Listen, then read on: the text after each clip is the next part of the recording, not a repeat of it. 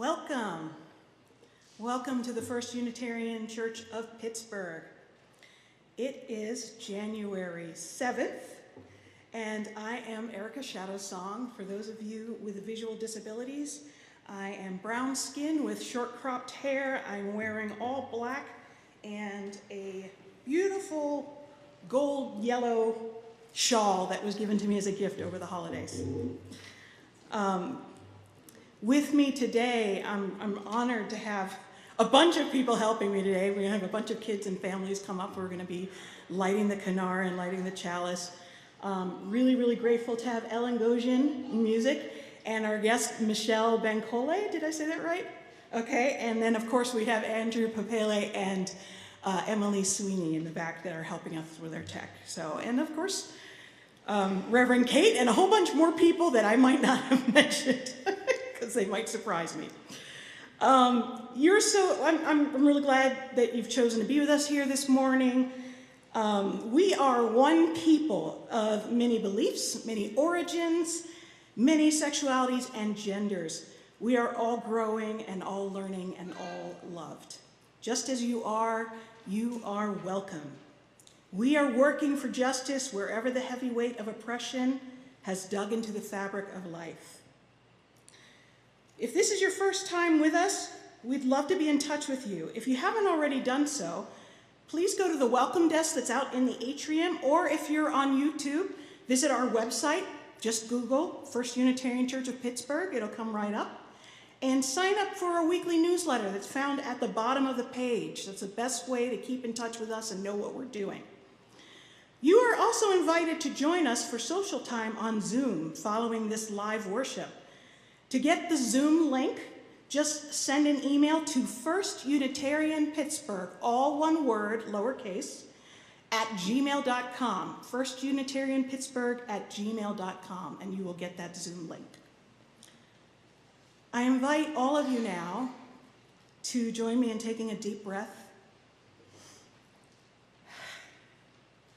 and arrive in body and spirit and picture your connection to all others who are watching today and in the future. At this time, I'd like to invite Ruby Masterson up to light our chalice.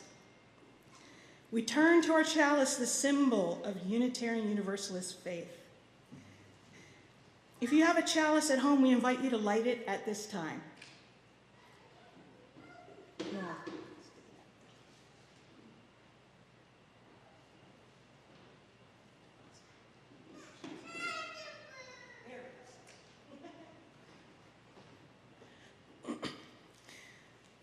If you have a chalice at home, please join us in lighting it. We light this chalice today in the name of Kwanzaa, the spirit of Kwanzaa. You'll hear more about my message on that for today. It is a holiday that is bringing all of us from various backgrounds together, and I think that's what's so important for it today. So, may this flame burn bright in your heart and mind as we worship together. Throughout this service, we're going to have Kaylin Atkinson come and read to us about the different, introduce each of the different candles of the Kinara. The Kinara is over there with the green, red, and black candles. The black candle in the middle symbolizes the first principle, umoja, which is unity. The red candles signify challenges and suffering, red for blood. The green candles signify the future and hope and the things that we put in the future to grow. So at this time, I invite Kaylin Atkinson to come up, and with her, Frederick Atkinson to light our first candle.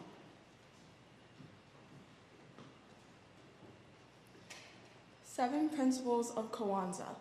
The seven principles, or Nguzo Saba, are a set of ideals created by Dr. Malana Karenga.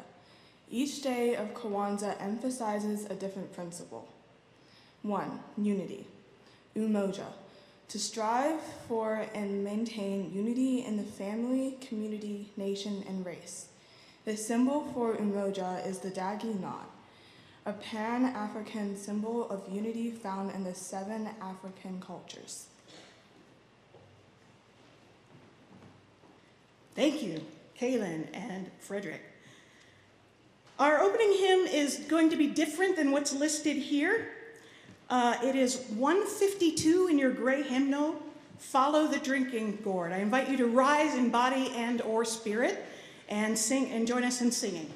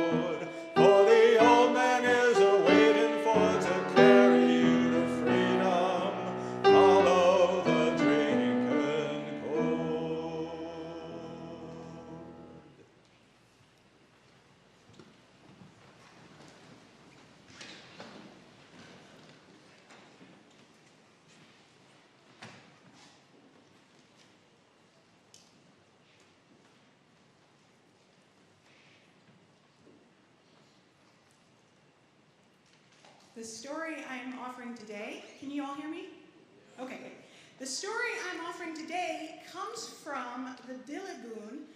It's a really hard concept to explain, but what it essentially is a body of oral sacred literature that comes from the Ifa tradition that is the birthplace of a lot of the African diasporic religions. In other words, it's like the Bible. It is full of African wisdom that is used in divination, which is to try to, get advice about the future and about what you should do. So I did my own version of divination, and I took my book of Dilagoon Tales, and I did something called bibliomancy, where I sort of prayed and said, okay, what's the story, what's the message for today? Flipped through the pages, and whatever story that was the one I was going to do. And so that's what you're hearing today. And I think it is a very timely message. So this story is called How the Maracas Were Made. Way back when the spirits, the Orishas, who are like gods and goddesses of nature, were basically ruling and lived in houses and things just like we do, there was a plant that got named sacred It was called the peony. Do you guys know peonies? Some of you know peonies, a beautiful flower, native to China. And anyway, the peony seeds were decided that they were going to be, was decided that they were going to be sacred. And when you make a rosary, those are the seeds you were going to use. Now, Shango, who is the Orisha of drumming and thunder and lightning, he's kind of like Thor, except that he plays the drums. So he's a musician. Shango planted a peony bush right outside his door because he thought, let me put this right outside my house, this sacred, beautiful bush. But what he didn't know was that the peony seeds were going to have an identity crisis because peony seeds are both black and red. So there was one peony seed that noticed, all of my brothers and sisters to my left are black, and all of my brothers and sisters to my right are red. I wonder which one I belong to. Can you all help me? He said to the fellow peonies. Well, the peony seed next to him said, I can see very clearly that you're red, just like those other ones. And the peony seed said, thank you, and started to move over to the other peonies. And the peony that he cozied up next to, the red peony seed, said, what are you doing? You belong over there with all the other black peony seeds. And he said, oh, I'm sorry, I was told that I was red. So he started to move over this way. And then these peony seeds started to yell at him and said, I can see perfectly clearly that you are red. And they yelled back and forth, red, black. Never occurred to them that they might be both colors. One side is red and one side is black. And they argued so loudly that they woke up Shango in his sleep. And he came outside, he said, enough, stop arguing. And he picked all the peony seeds and he put them in a gourd. This is a gourd, just like the drinking gourd. And he said, now you're in the dark and there's no color in there, so you have no idea what you are. But you know what? They didn't stop arguing. They continued to argue, and they made a lot of noise in this maraca.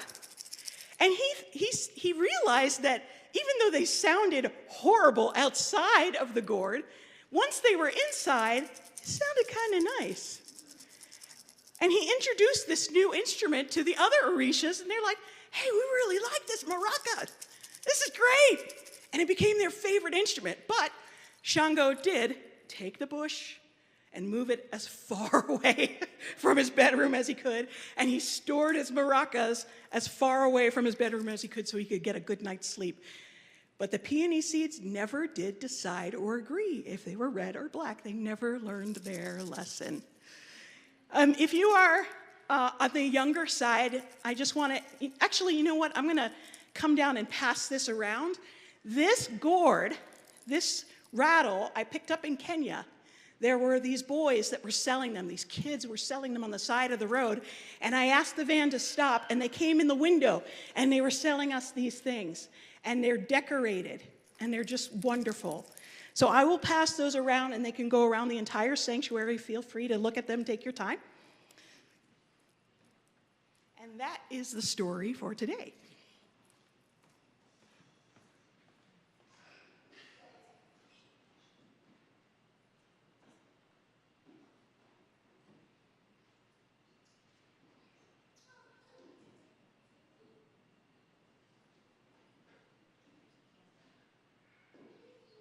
Next hymn is Breaths.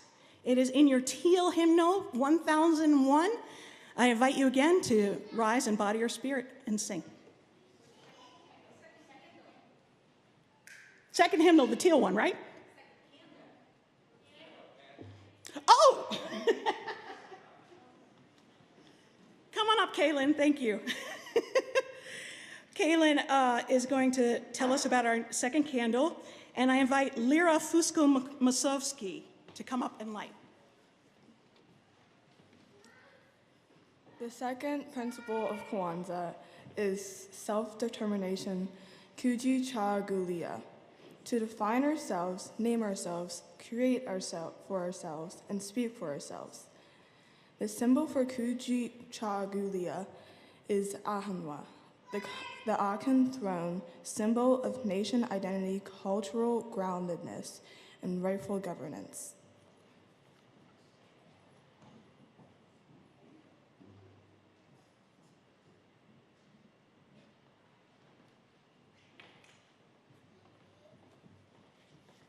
Now I invite you to stand in body or spirit to sing 1001 Breaths.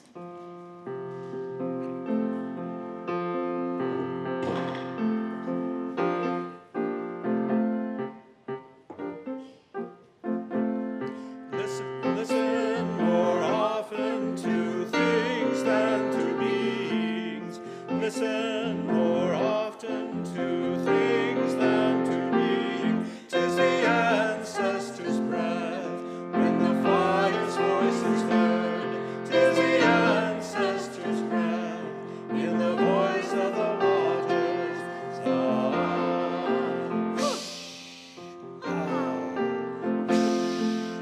Those who have died have never ever left. The dead are not under the earth. They are in the rustling trees. They are in the groaning woods. They are in the crying grass. They are in the moaning rocks. The dead are not under the earth. So listen more often to things than to beings. Listen more often to things than to beings. 'Tis the ancestors' breath when the fire's voice is heard. 'Tis the ancestors' breath in the voice of the waters.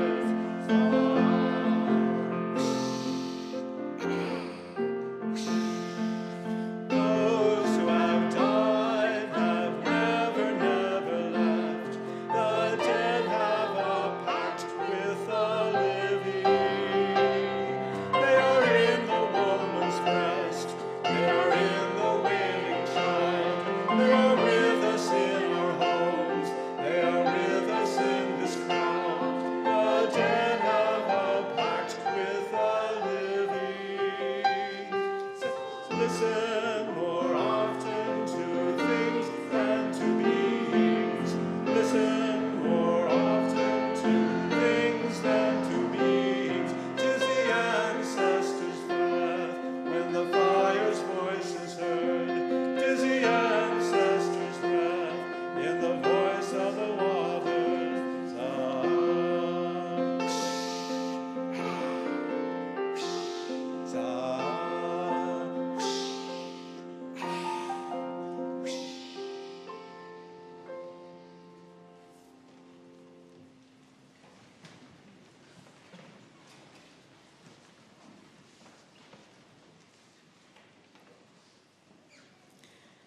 I invite Clementine and Indigo Legrand to come and light our third candle as Kaylin reads about our third principle.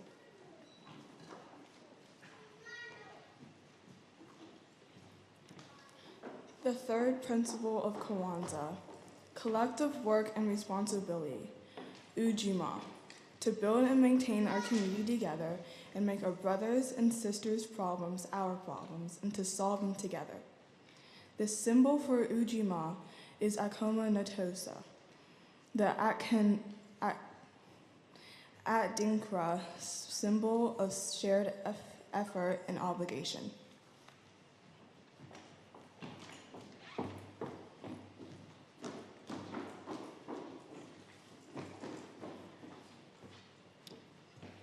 My name is Stephanie Pulowski. I'm in my mid-40s. I have brown curly hair with some gray coming in, and I'm wearing a purple and black and white dress.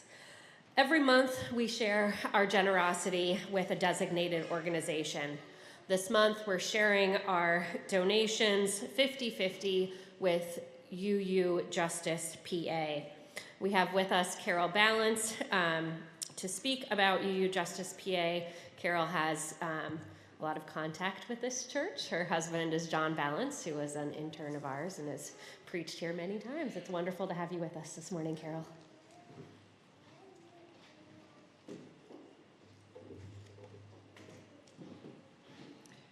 Good morning. I'm Carol Balance, and I bring you greetings from the Reverend John Balance, who's preaching at Church of the Ohio Valley this morning. And I had a slight repair to my left meniscus last week. I still can't bear my full weight on it, but I'm pretty good. And I'm a short 70-year-old woman who still has pretty brown hair and glasses, and I'm using a walker. So many of you are familiar with PIN, the Pennsylvania Interfaith Impact Network.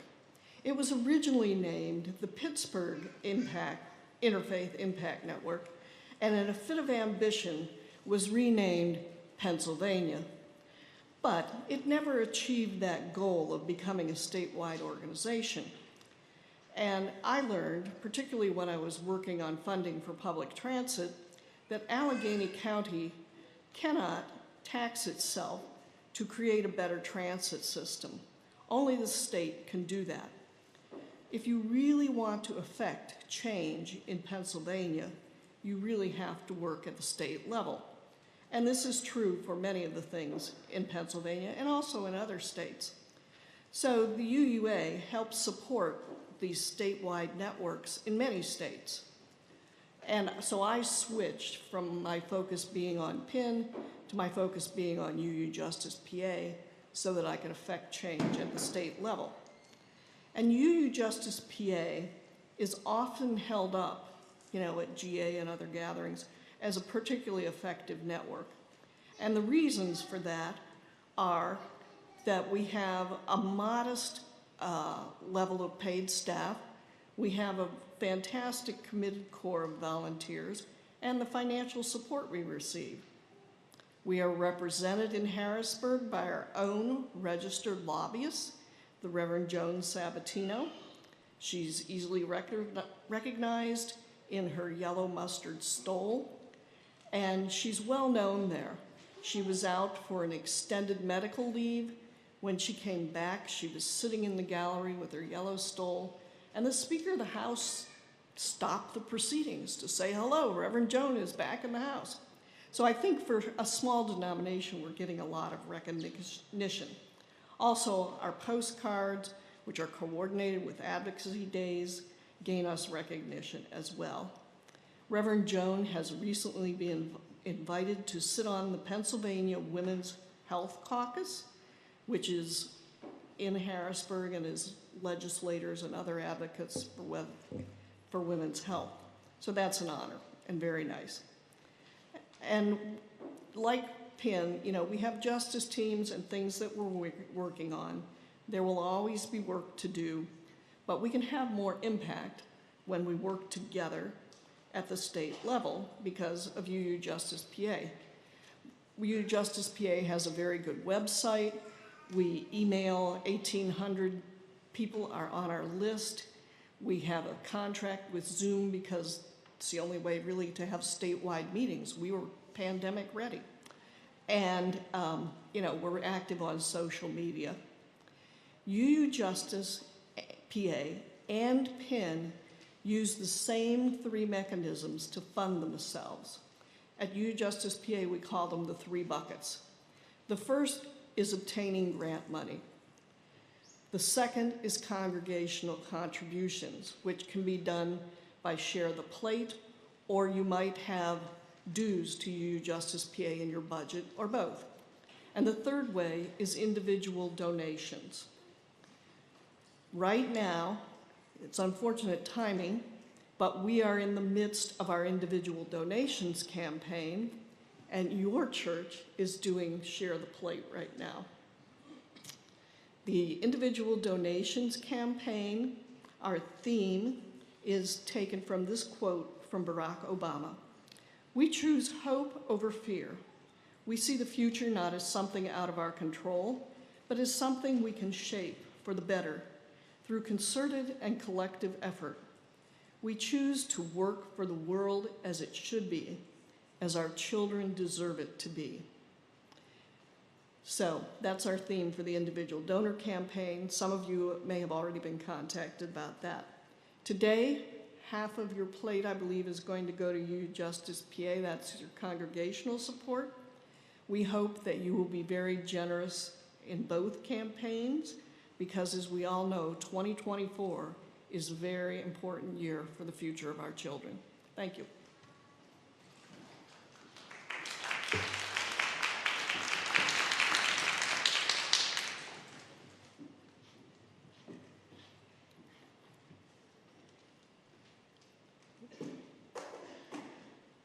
Our religious community is made up of volunteers and staff creating and hosting a variety of programming. We rely on your financial support. In addition to the collection plate, you can donate by texting GIVE to 412-435-1050 and following the instructions.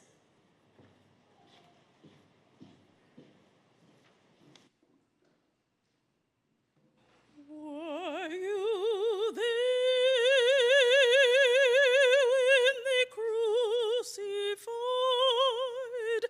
my Lord? Were you there when they crucified my Lord?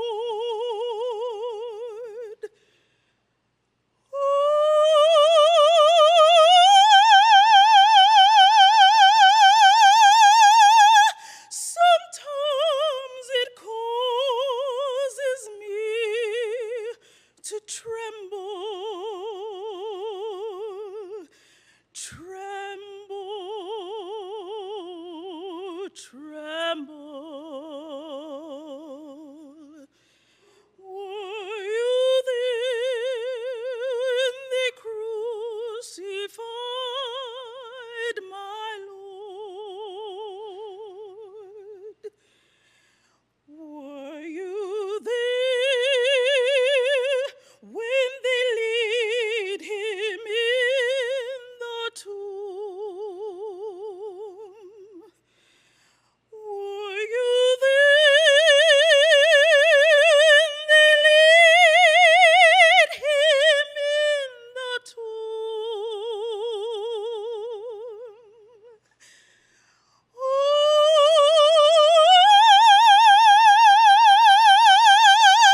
Sometimes it causes me to tremble,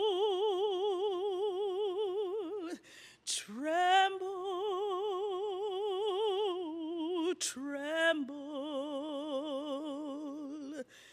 Were you there when they laid him in the tomb? Were you there when the stone was rolled away? Were you there when the stone was rolled away?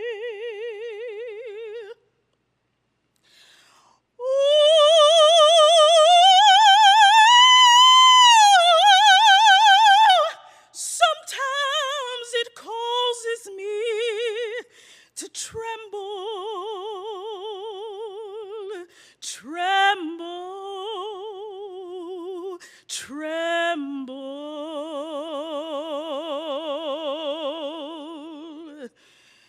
Were you there when the stone was rolled away?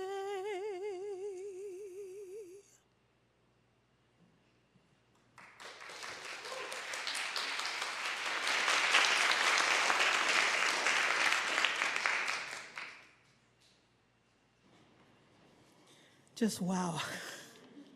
Just wow. Thank you. I invite Peter Lehman to come up and light our fourth candle as Kaylin tells us about our fourth principle.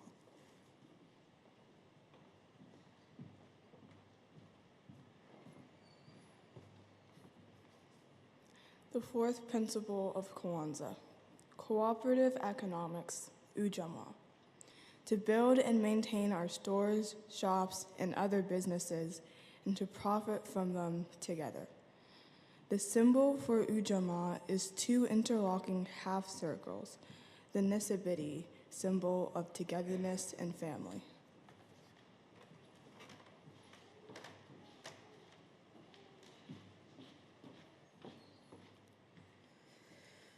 We hold each other in our hearts and minds with all our joys and all our sorrows. Rob Schwartz's father passed away on Tuesday. We hold Rob and his family in our hearts. We remember those who are experiencing losses of various kinds and those facing health challenges. We are aware that many are faced with heightened difficulties presented by these times that continue to be challenging for us all. May those who suffer or mourn find peace.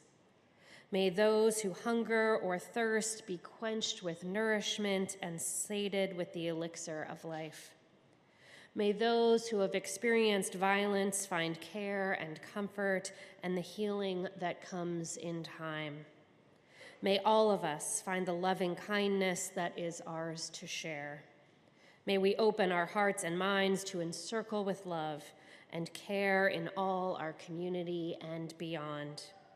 So may it be. Amen, namaste, and blessed be. I invite you into a few moments of personal meditation and prayer.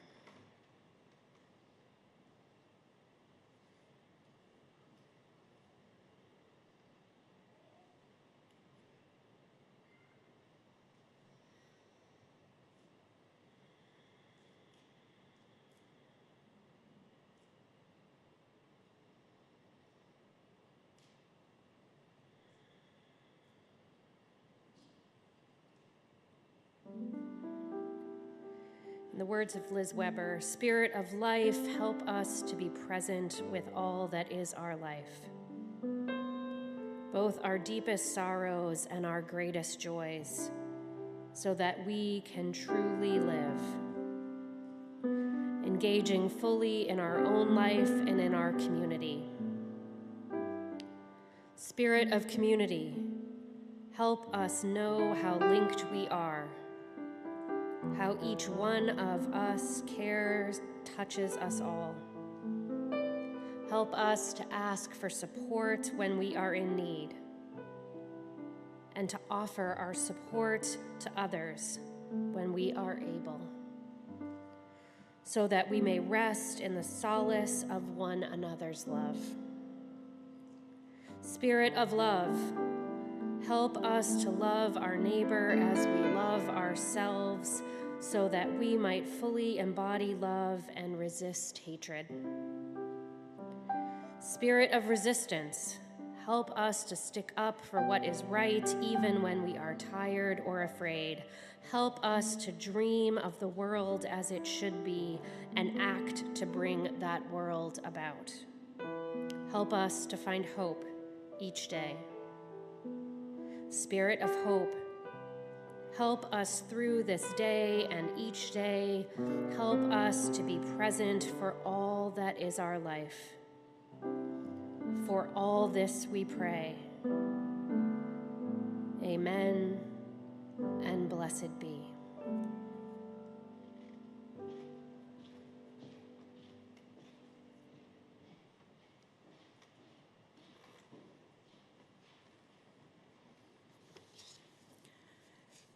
I forgot to name Stephanie Pawlowski as one of the essential people helping with the service today, so thank you for that beautiful prayer and meditation.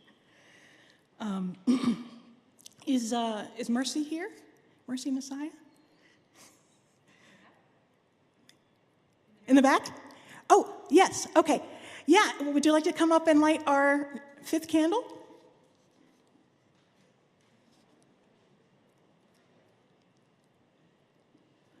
Like looking.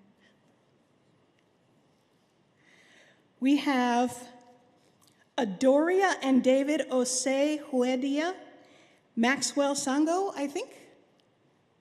Looks like it's just Adoria and Mercy today. That's all right. Thanks.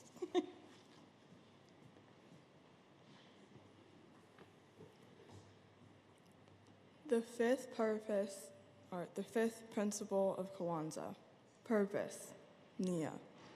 to make our collective vocation the building and development of our community in our order to restore our people to their traditional greatness.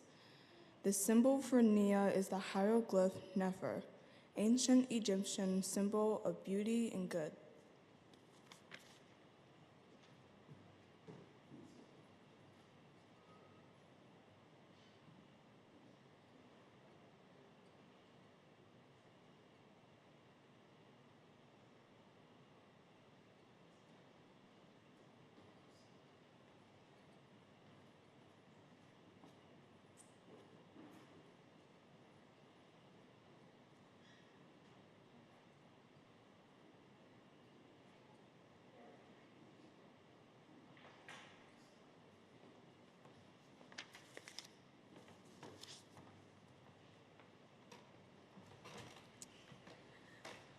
Joshua fit the battle of Jericho. Joshua fit the battle of Jericho, Jericho, Jericho. Joshua fit the battle of Jericho, and the walls come tumbling down. Hallelujah. Joshua fit the battle of Jericho, Jericho, Jericho. Joshua fit the battle of Jericho, and the walls come tumbling down. You may talk about the men of Gideon, you may talk about the men of Saul, but there's none like good old Joshua in the battle of Jericho. That moment, Joshua fit the battle of Jericho, Jericho, Jericho. Joshua fit the battle of Jericho, and the walls come tumbling down. Up to the walls of Jericho, they march with the spear in hand. Go blow them ram horns, Joshua cried, for the battle is in my hand. Hallelujah. Joshua fit the battle of Jericho, Jericho, Jericho. Joshua fit the battle of Jericho, and the walls come tumbling down. That morning, Joshua fit the battle of Jericho, Jericho, Jericho. Joshua fit the battle of Jericho, and the walls come tumbling down.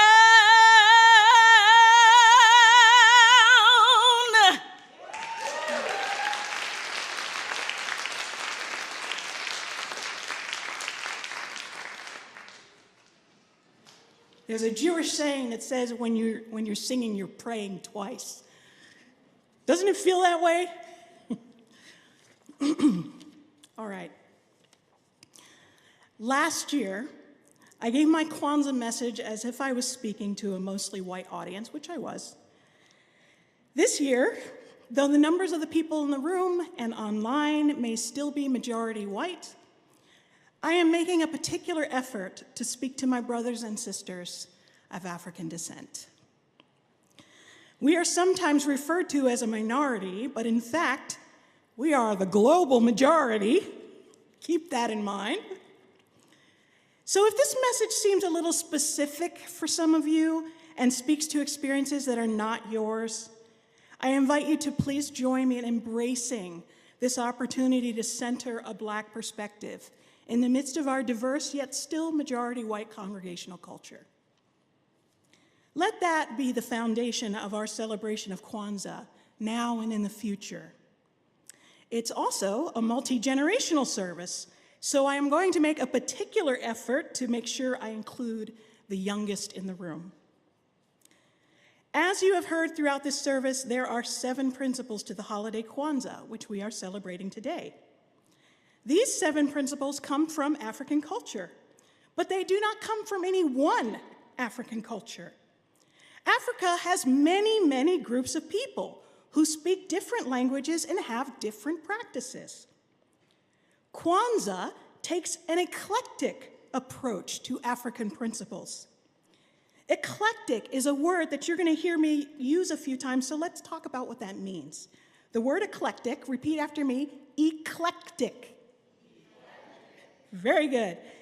Is when one thing is made up of many other different things that come from different sources.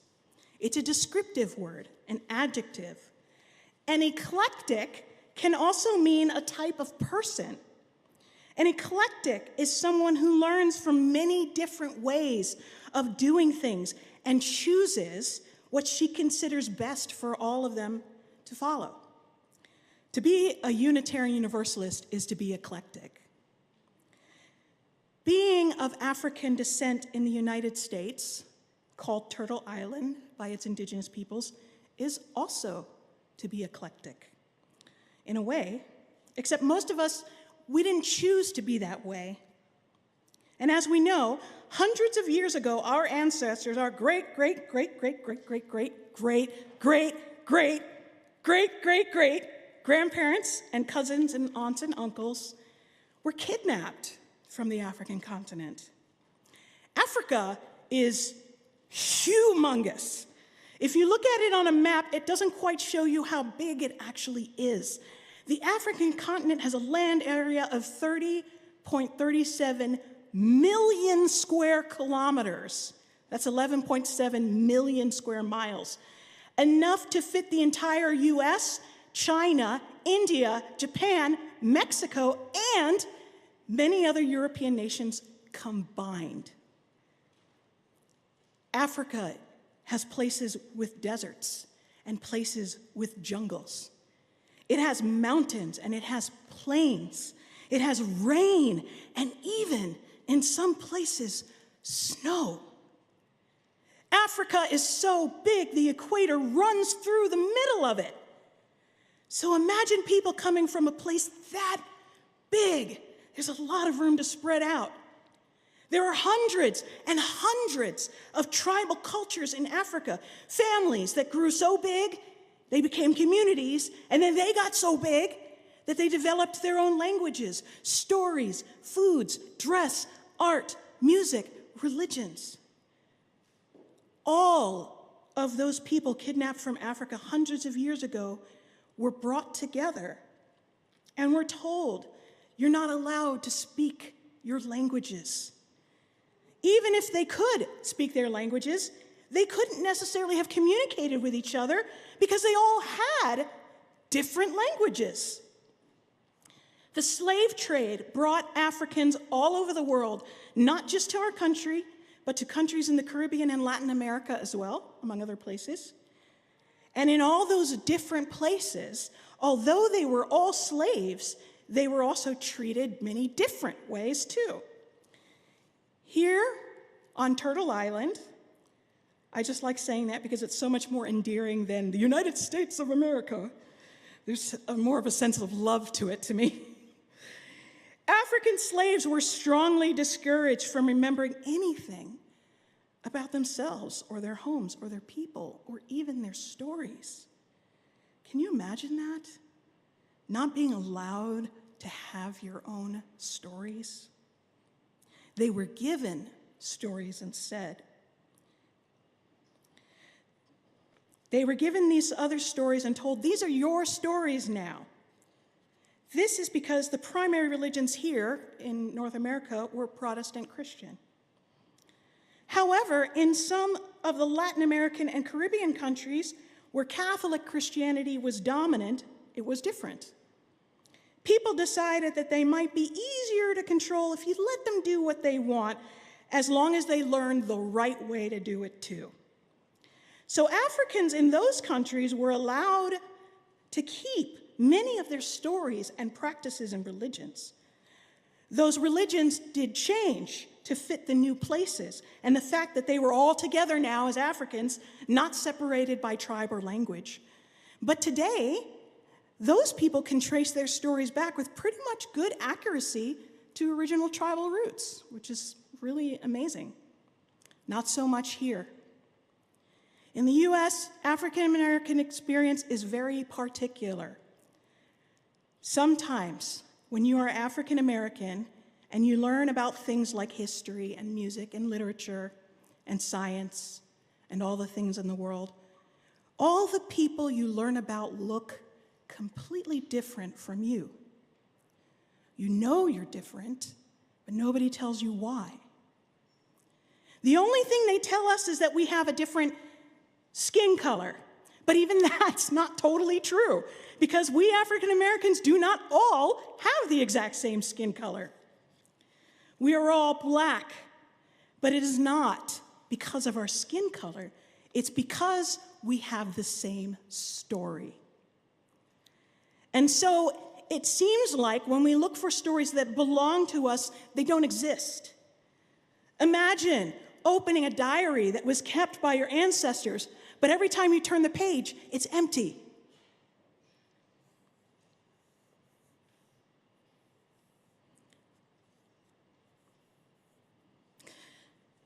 No one ever really tells you directly, you don't have any culture. Instead, you just don't learn about it. It's like it was never there. Or you only hear 2 or 3 stories: slavery, civil rights, jazz. That's about it. And any culture that they decide we have is uniform, is all the same. We don't have different cultures, just one. Anything one of us does, people look at us and say, oh, that must be their culture, as if we're all the same. Our ancestors did not have all the same culture, but they had many of the same experiences, and we, their descendants, share a lot of the same experiences. The Kwanzaa principle of umoja encourages us to find unity in the things we have that are similar. Kwanzaa is eclectic because we are eclectic. We come from many, many different sources. We are similar, but we're not the same. Yet we have unity because we celebrate the different ways that we are similar. When I was young, I thought it was a bad thing that Kwanzaa was just a made-up holiday. But as I've grown up, I've realized every holiday is a made-up holiday.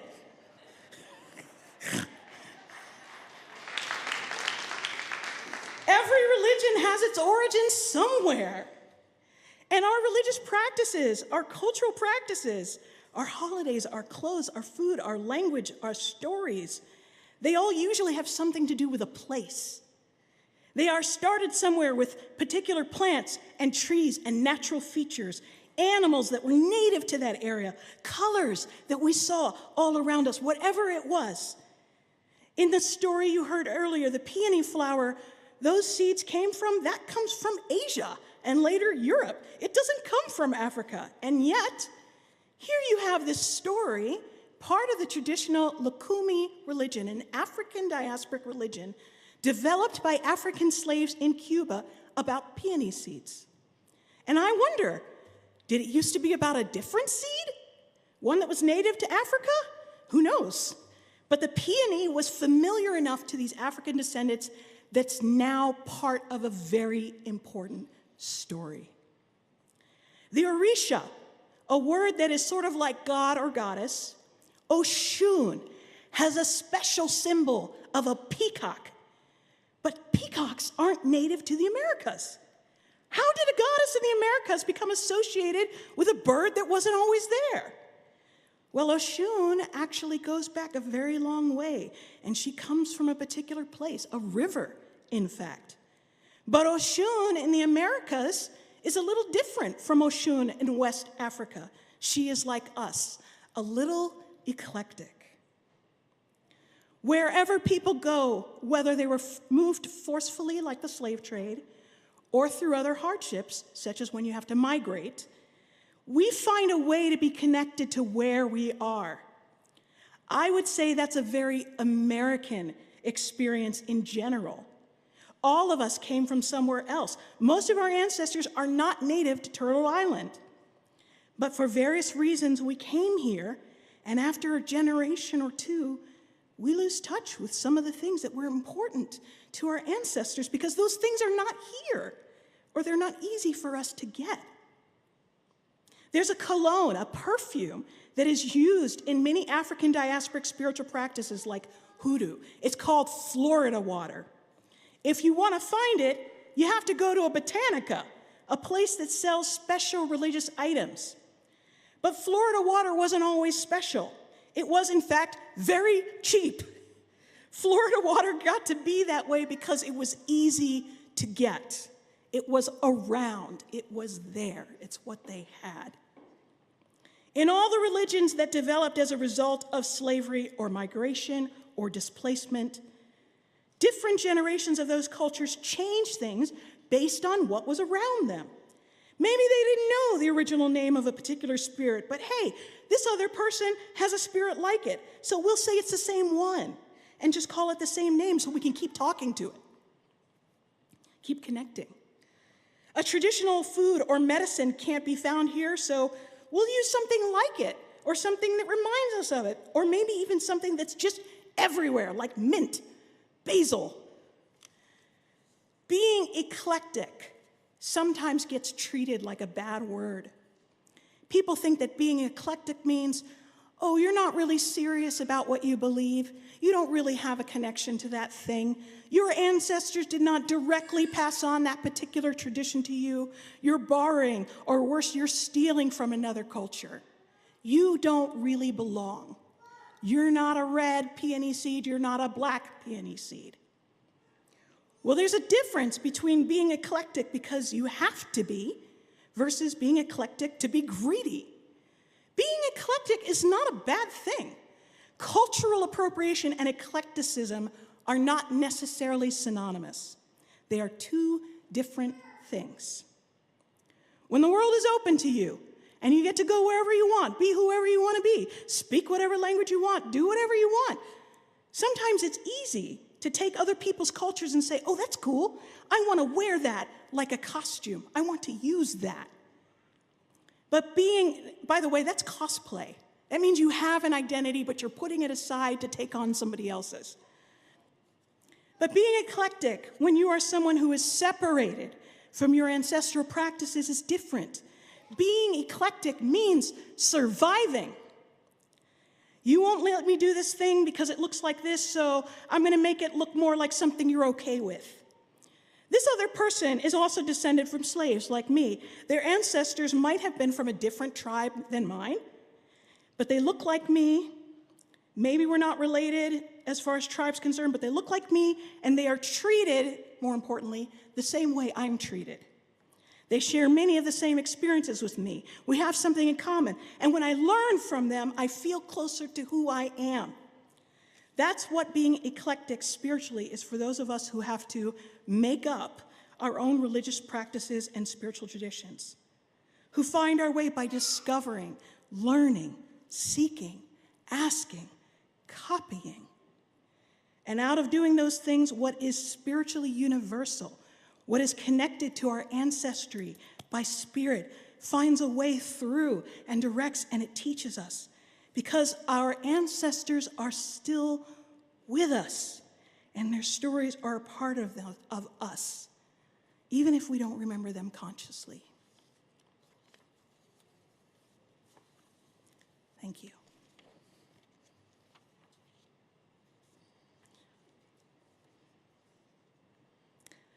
I invite Lee, Rose, Luca, and Emerson Savel-Isik to light our sixth candle. We're on the sixth candle, and Kaylin will tell us about it.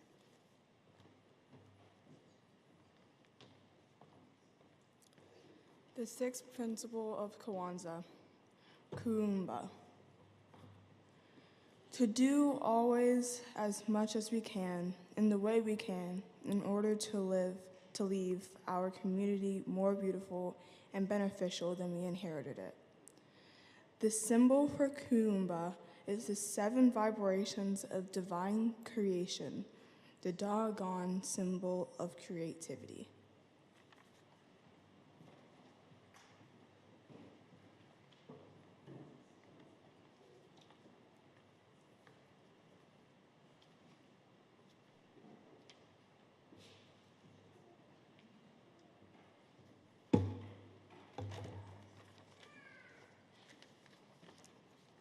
Thank you. Very beautiful, beautiful message. I'm going to invite Jane Ann Williams and Rayanne Olander to please come join me. And also, will the fabulous sabbatical team, if you are in the building, would you please come join us as well as you bear witness.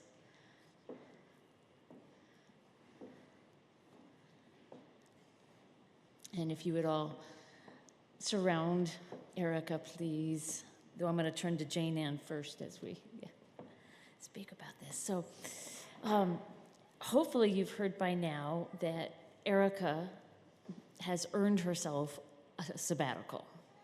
And we are incredibly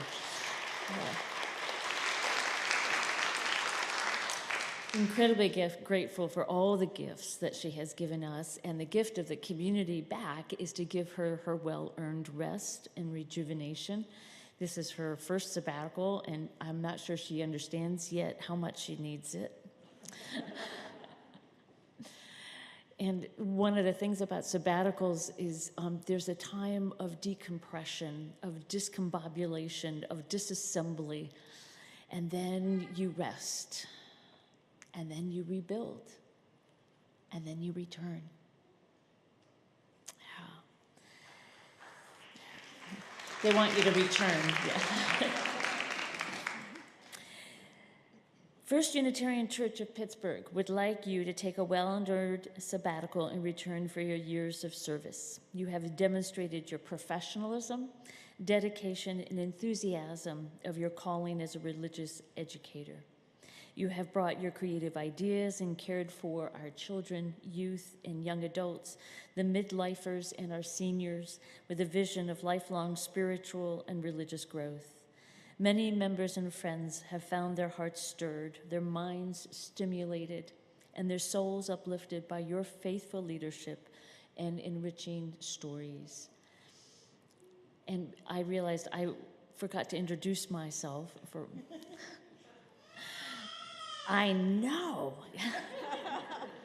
Such a faux pas. I am Reverend Dr. Kate Walker. I serve as your minister. Thank you for having me here on my day off. But this is very, very important, and I'm a woman, a cisgendered, light-skinned female wearing glasses and a black and white flowered sweater this morning. And I'm going to turn this over to Jane Ann Williams, who is representing the religious education program.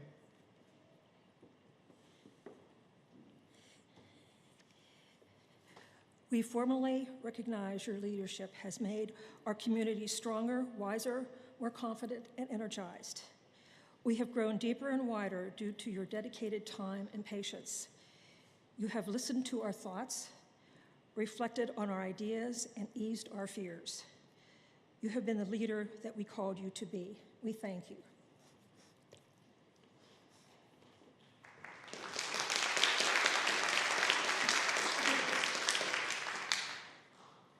Erica, as president of the Board of Trustees, representing the members of First Unitarian Church, I extend our gratitude for your faithful service to this community.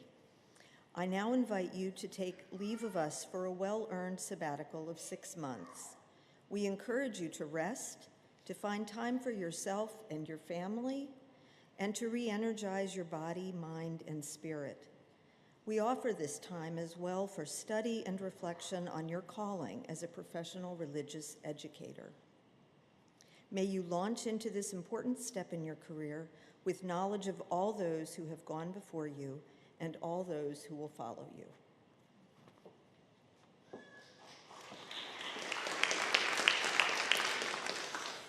Erica, you have heard the words of affirmation and gratitude, and I add my own words of gratitude for your partnership, your collegiality in creating a strong ministry with me here at First Unitarian. I now invite if each of you would come and place some of the, if you don't mind tipping your fingers, and then placing your hands on Erica for a blessing. This is the water that we gather in September that's been blessed by all of you. And if each of you would please come and just gently place some water on Erica. There.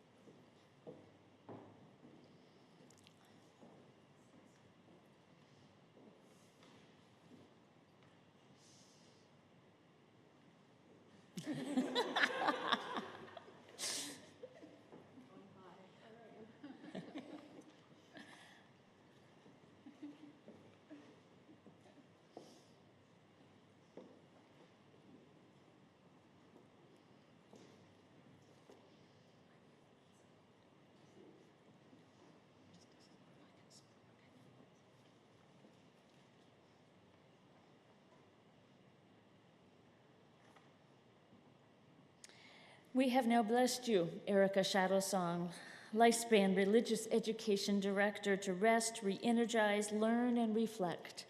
Let your body, mind, and spirit go where they must in order for you to fulfill the talents and skills of your profession. We ask that you return to us promptly on June 8th, knowing that we will welcome you with open arms, particularly me.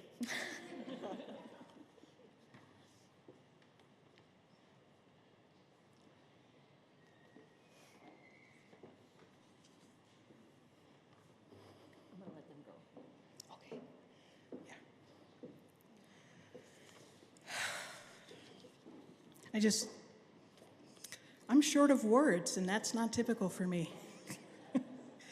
I'm just very grateful to this congregation. Thank you.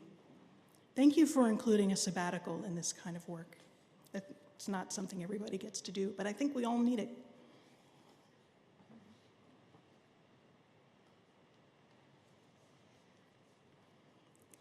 I invite Maggie and Stella and Jason Insdorf, if you're here. Great. We're going to light our final candle of the Kanara. Kaylin will tell us about it. When we're done, please rise and body your spirit and sing our closing song, 1020, Woyaya. The seventh and last principle of Kwanzaa, Imani. To believe with all our heart in our people, our parents, our teachers, our leaders, and the righteousness and victory of our struggle. The symbol for Imani is the ancient Egypt double symbol of the Ak and Dij pillar.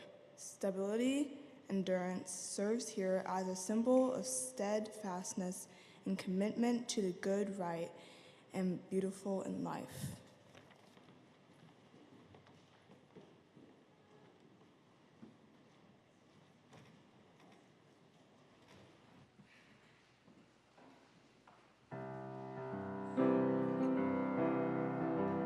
We are going, heaven knows where we are going, but we know within,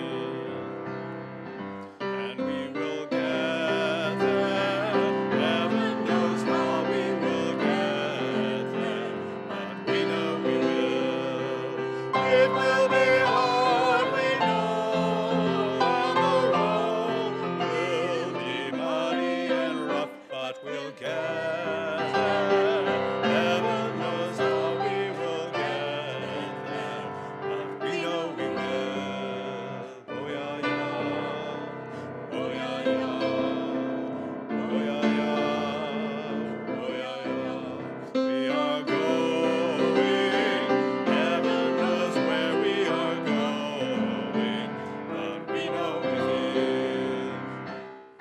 And we will get there. Heaven knows how we will get there, but we know we will. Oh yeah, yeah. Oh yeah, yeah. Oh yeah, yeah. Oh yeah, yeah. Oh yeah, yeah.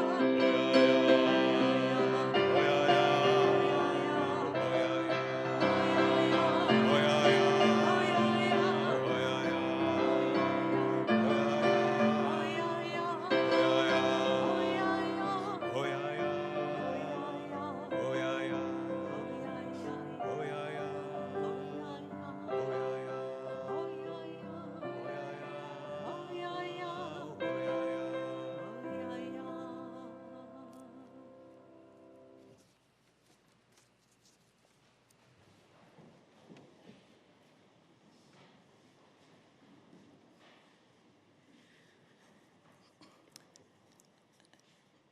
I invite Riley DeCardi now to come up, and he's going to extinguish our mini candles there.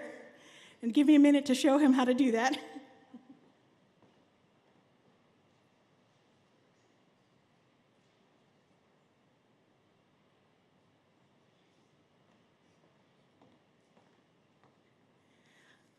Kaylin, would you mind standing up? Can we just give her a really big hand?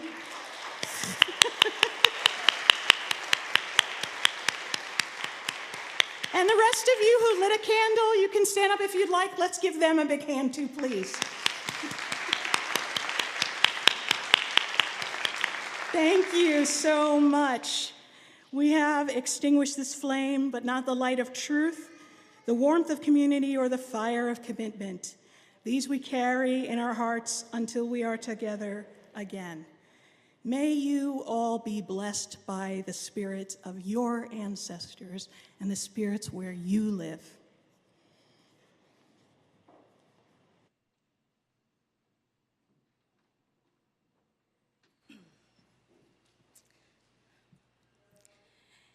In the midst of,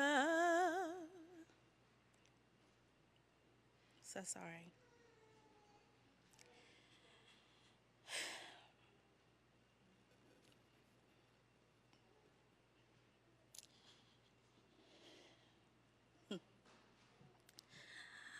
When the storms of life are raging, stand by me.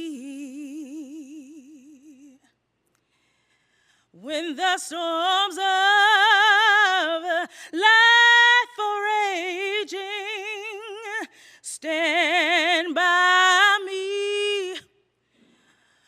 When the world is tossing me like a ship on stormy seas, thou who rulest wind and waters, stand by me. In the midst of faults and failures, stand by me. In the midst of faults and failures, stand by me. When I've done the best I can, and my friends misunderstand, thou who knowest all about me, stand by me. When I'm growing, my Lord, old and feeble, stand by me.